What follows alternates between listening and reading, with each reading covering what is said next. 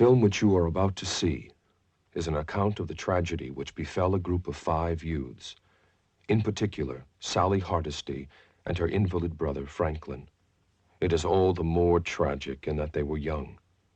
But had they lived very, very long lives, they could not have expected, nor would they have wished to see as much of the mad and macabre as they were to see that day. For them, an idyllic summer afternoon drive became a nightmare. The events of that day were to lead to the discovery of one of the most bizarre crimes in the annals of American history, the Texas Chainsaw Massacre.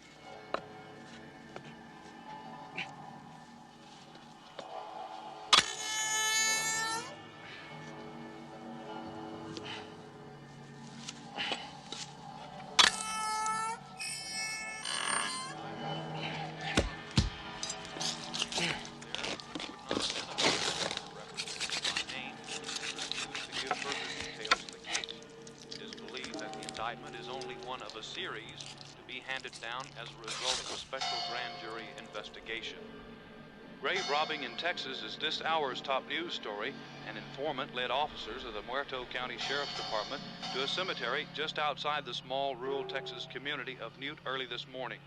Officers there discovered what appeared to be a grisly work of art, the remains of a badly decomposed body wired to a large monument. A second body was found in a ditch near the perimeter of the cemetery. Subsequent investigation has revealed at least a dozen empty crypts, and it's feared more will turn up as the probe continues. Deputies report that in some instances, only parts of a corpse had been removed. The head, or in some cases, the extremities removed, the remainder of the corpse left intact. Evidence indicates the robberies have occurred over a period of time. Sheriff Jesus Maldonado refused to give details in the ghoulish case and said only that he did have strong evidence linking the crime to elements outside the state. Area residents have reportedly converged on the cemetery, fearing the remains of relatives have been removed. No suspects are in custody as the investigation at the scene continues. Oil storage units continue to burn out of control at the huge Texaco refinery near the Texas-Louisiana border. 3 storage units exploded into flames during the night, killing at least 3 workers and injuring a dozen more. Firefighting units from 3 Texas cities continue to battle the Holocaust in an effort to confine 40-foot flames. Smoke from the fire is visible to Houston residents some 60 miles to the south. Health officials in San Francisco reluctantly admit they may have a cholera epidemic on their hands. Some 40 cases of the highly infectious disease have been confirmed. It's believed that emergency thus far with authorities is responsible for the spread of the disease. Houston police are puzzled over an outbreak of violence apparently touched off by a suicide. A young man, reportedly angered by a local television blackout of a sports event, jumped from the 10th-story window of his apartment. A second man allegedly threatened to leap to his death from the same window, but was restrained by police. Witnesses to the incident reportedly urged the man to jump and responded to the arrival of emergency vehicles. A large hot rod, a high-recruiting teenage girl was taken into custody. She offered no explanation for the attack,